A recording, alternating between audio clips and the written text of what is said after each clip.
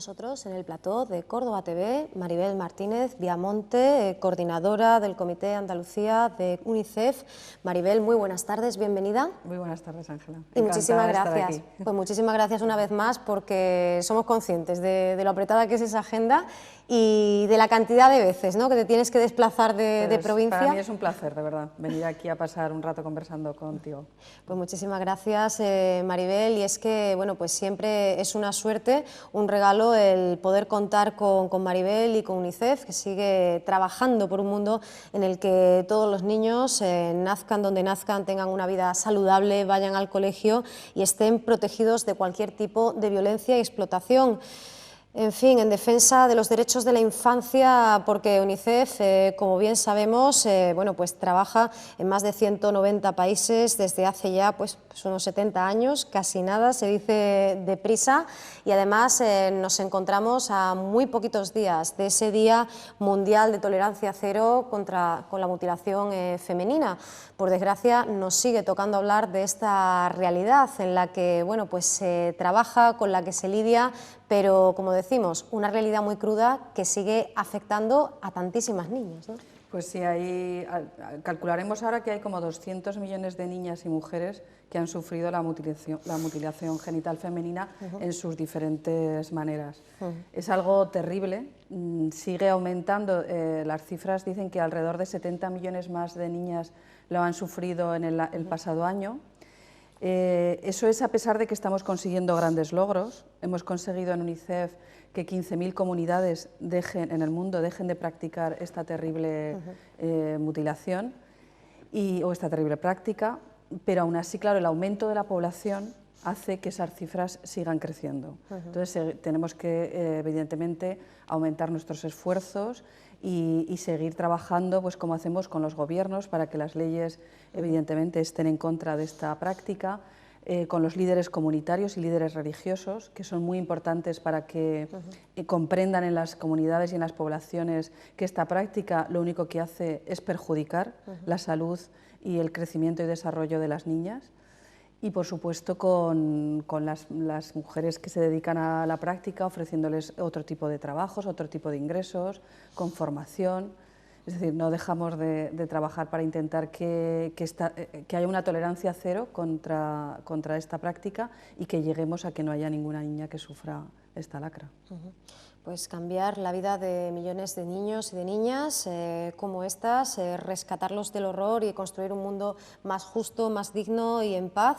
Para ello, Maribel, bueno, no nos cansamos de repetirlo, es necesario que tantos millones de niñas y niñas que sufren, pues que también sean millones de personas, instituciones, entidades, cada colectivo y comunidad, los que se involucren y contribuyan. Recordamos que hay 1000 maneras de colaborar con UNICEF, haciendo uno de esos valiosísimos regalos azules, también bueno, pues alojándonos en un hotel amigo, convirtiendo a UNICEF en bueno, pues beneficiario de nuestro seguro, pues planificando nuestra herencia también con UNICEF, esa herencia solidaria, unirnos también a ese 87% del equipo de UNICEF que es voluntario, lanzar proyectos solidarios a través de un crowdfunding muy especial, la donación clásica. Como decimos, hay 1000 vías para colaborar, hacerse socio, mandar un SMS.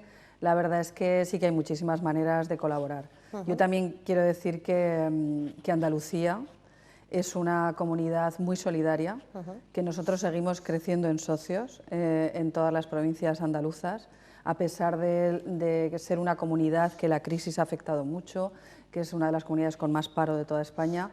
La solidaridad verdaderamente a mí me sigue impresionando, como todos los años cuando lanzamos llamamientos para emergencias o cuando hacemos nuestra campaña en otoño o en cualquier momento del año, los andaluces siguen colaborando con nosotros.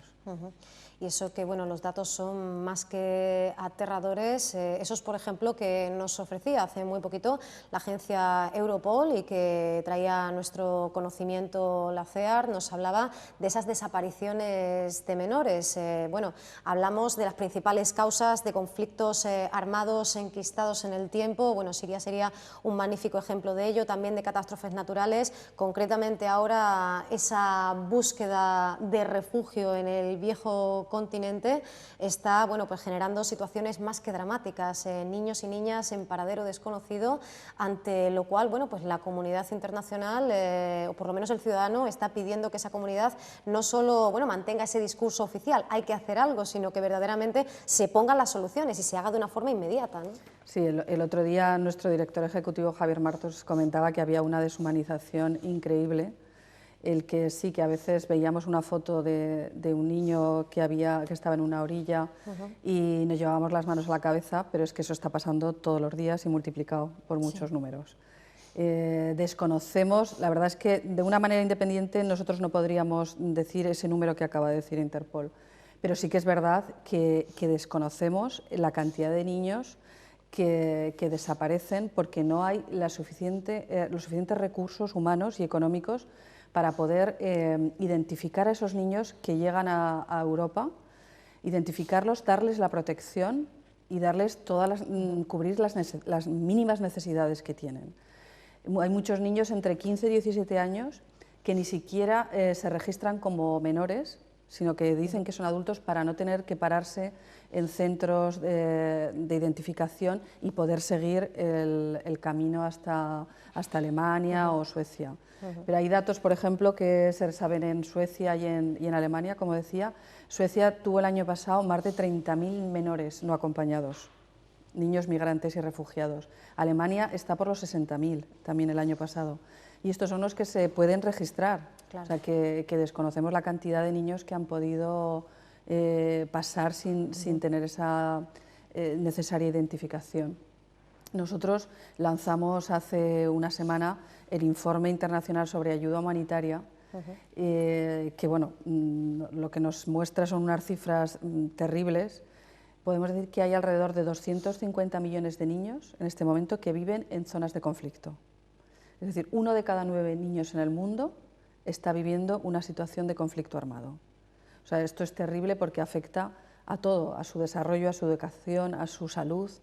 Entonces, en este informe lo que intentamos es centrar la atención en las necesidades de esos niños y esas niñas y, por supuesto, también hacer una llamada para recursos, porque necesitamos recursos para poder atender este año a 43 millones de niños que están en unos 63 países y, bueno, en general a unos 76 millones de personas.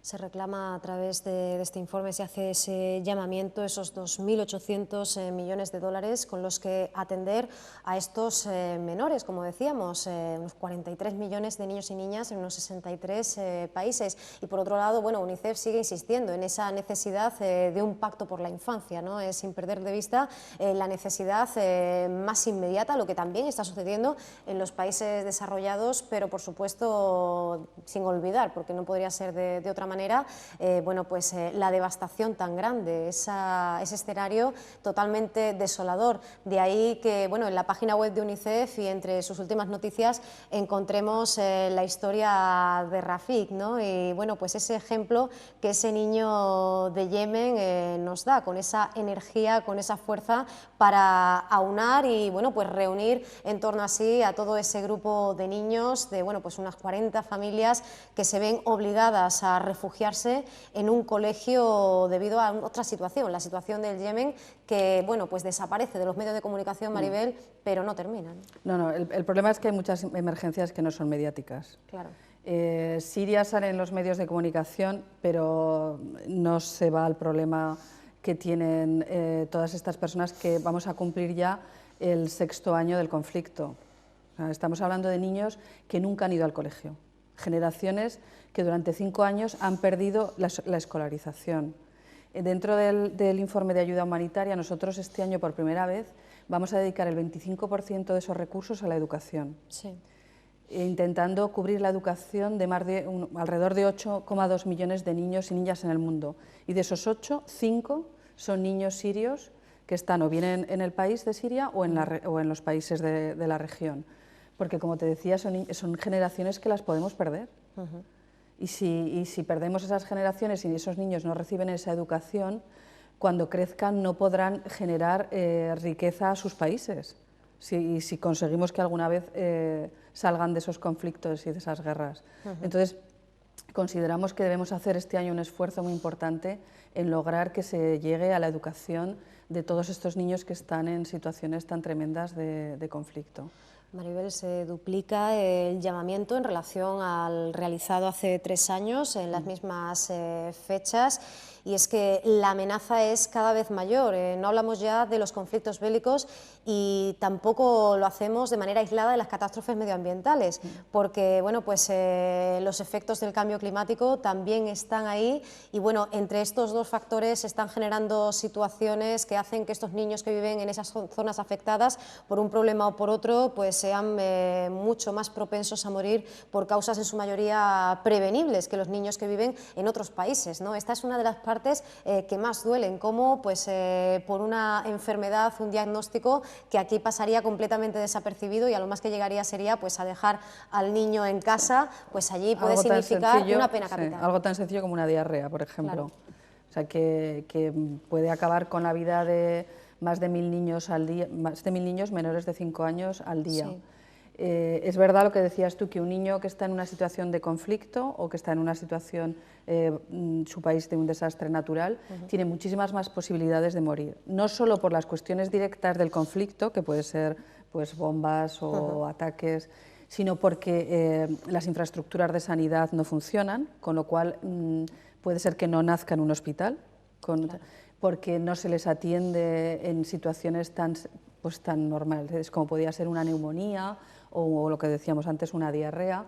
Es decir, tienen muchas más probabilidades de que esas enfermedades acaben con sus vidas.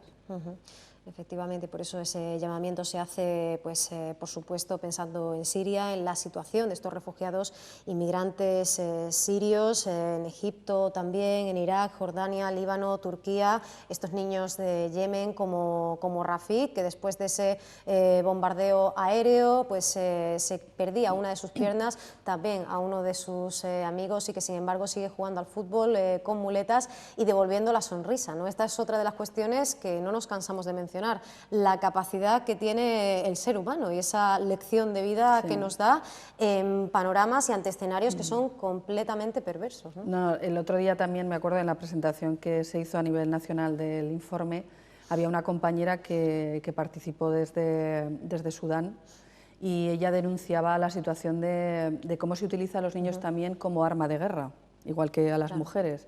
Pues niños que sufren una tremenda violencia, que son reclutados como niños soldado y que sin embargo con la ayuda que se les proporciona, cuando se les intenta con recuperación psicológica y con tratamientos, la capacidad que tienen de recuperación, la resiliencia que tienen esos niños y esas niñas.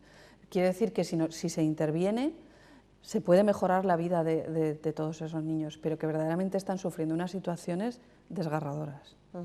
Pues sí, la lista de esos países, de esos territorios es larga. Hemos hablado de Sudán, también pues la República Democrática del Congo, Afganistán, Níger, Chad, bueno, pues puntos rojos de todo el planeta que quizás van apareciendo y desapareciendo de los medios de comunicación, pero cuya tragedia sigue estando ahí, sigue muy viva y que bueno, pues tenemos que aprovechar, ¿verdad?, cada efeméride para recordar que esos problemas siguen estando muy vivos, muy presentes y que sigue siendo muy necesaria la ayuda, no ya la ayuda puntual, hablábamos al principio de las maneras que tenemos de colaborar, sino también el compromiso permanente, la fidelización de esa colaboración. Para nosotros los socios es lo más importante que tenemos. O sea, casi el 80% de los ingresos que tiene UNICEF en España provienen de los socios, o sea, de esas personas que regularmente donan poco o mucho a nuestra organización. Y eso, con esas aportaciones nosotros podemos hacer nuestro trabajo. Mira, me acabo de acordar, si me permites, que el año pasado hicimos un viaje en junio, o finales de mayo, a Camerún, al este de Camerún, con compañeros vuestros de Canal Sur y con Enrique Sánchez, que es amigo de UNICEF, y estuvimos en unos campos de refugiados de gente de la República Centroafricana que pasan a Camerún. y cómo en las escuelas nosotros pudimos comprobar de esos campos de refugiados, escuelas que se llevan con la ayuda de UNICEF, cómo esos niños eran educados en la paz. O sea, independientemente de que se les educara en las asignaturas pues, normales de matemáticas, lengua, etc., esos niños tenían lo que los profesores les llamaban educación en valores y en paz, para que pudieran, lo primero, superar los traumas que habían sufrido. Había niños, yo me acuerdo que conocimos a uno de 11 años, que nunca había estado en la escuela, nunca. Entonces para él era una felicidad asistir todas las mañanas al colegio y sobre todo tener ese tipo de transmisión de valores. Pues sí, efectivamente, aquí es un punto clave, ¿no? Y de hecho preocupa a UNICEF y mucho pues, el que toda una generación se pueda perder y concretamente en estos momentos en los que se sigue recrudeciendo la situación en Siria, también en los países de acogida, bueno, pues esos 4 millones de niños que necesitan apoyo educativo. Por ellos UNICEF pide pues, esos 1.400 millones de dólares para lograr la vuelta a la escuela de todos estos niños, una generación como decimos, cuyo futuro está en riesgo y una iniciativa que bueno, pues se une a otras como esa No Lost Generation que nacía en el año 2013, hace ya largo tiempo, ¿verdad? Sí. Que preocupa y mucho dentro de la cooperación internacional el que como consecuencia de estas situaciones no solo no se consiga salvar la vida, sino que además se pierda para siempre. Se pierda una generación, es lo que comentábamos de la educación, son niños que nunca, muchos no saben lo que es un aula, ni ir a clase, porque llevan 5 años en guerra y en Siria se han destruido miles de escuelas, pero miles de escuelas. Entonces es muy complicado. Hay ciudades sitiadas. Hace poco, bueno, pues sí que fue mediático la situación que tenía Madaya y que al final pudimos entrar Cruz Roja y nosotros a dar ayuda humanitaria, pero es que hay más ciudades en Siria que están sitiadas y que las personas no tienen acceso a lo mínimo, que es el agua y la comida. Y ya, por supuesto, no hablemos de los niños, la educación. Mira, a mí has nombrado los países de la región y yo creo que podríamos aprender de muchos de ellos que llevan años dando cobijo a los refugiados de Siria. Países como Turquía o Líbano que tienen millones de refugiados. Y nosotros no estamos prácticamente haciendo nada en Europa, siendo que tenemos muchísima más capacidad económica y de recursos. Entonces yo creo que a lo mejor es una lección que deberíamos aprender. Pues sí, porque la necesidad es grande. Hemos hablado de la falta de acceso, pero también tenemos que hablar de las circunstancias en las que esos escolares van al colegio, en un entorno en el cual los secuestros, las detenciones, incluso los asesinatos, tanto de alumnos como de profesores, de maestros, son algo frecuente, es una tragedia, una escena que se encuentran demasiado a menudo. Y bueno, efectivamente, la semana pasada hablábamos también con la Asamblea Pro Refugiados de Córdoba, que retoma su camino, su actividad después del verano y que lo hace con mucha fuerza y con la necesidad de apelar a bueno, pues, a ese compromiso que tenemos con, bueno, pues, con la humanidad. Normalmente hablamos de cercanía o de proximidad o lejanía geográfica. No existen las barreras como si existe esa frontera para entrar en Europa. Realmente no la hay y bueno, pues es humano que nos duela lo mismo, ¿no? El caído, el muerto, el secuestrado y la persona que esté sufriendo pues esa privación de su libertad de manera injusta o esa puesta en riesgo, esa vulneración sistemática de los derechos humanos, ¿no? Y quizá sea una desgracia que haya que seguir recordándolo. Pues sí, y además yo bueno, he tenido la oportunidad de leer muchas declaraciones de niños y de jóvenes sirios. Todos quieren volver a su país. Claro. O sea, ninguno huye de su país porque esté buscando el sueño de Alemania o de Suecia y que no quiera volver. No, ellos huyen porque están viviendo unas situaciones tremendas desde hace muchos años en su país y es imposible seguir viviendo allí. Pero todos están con la idea en la cabeza de volver algún día, de que se acabe esa guerra y de que puedan volver allí. Antes de la guerra, el nivel de alfabetización y de escolarización de Siria era de un 95%. O sea, era un país con unos índices de cultura muy buenos. O sea, si lo vemos cuando hablamos con los niños refugiados o con los jóvenes, que muchos hablan inglés, o sea, que vienen jóvenes que estaban en la universidad y que no han podido terminar sus carreras.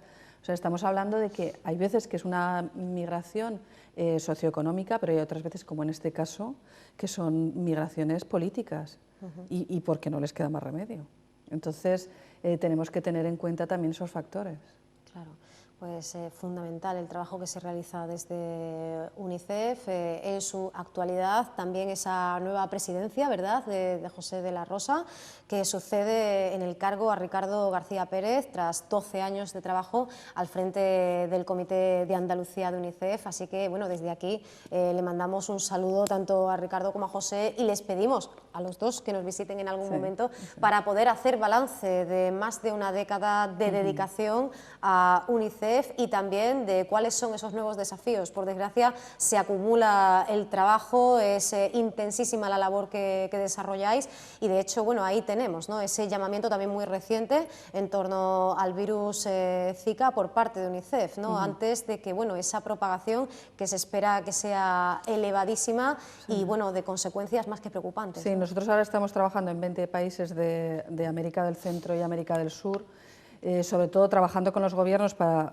fortalecer un poco el sistema de información, de comunicación y de prevención.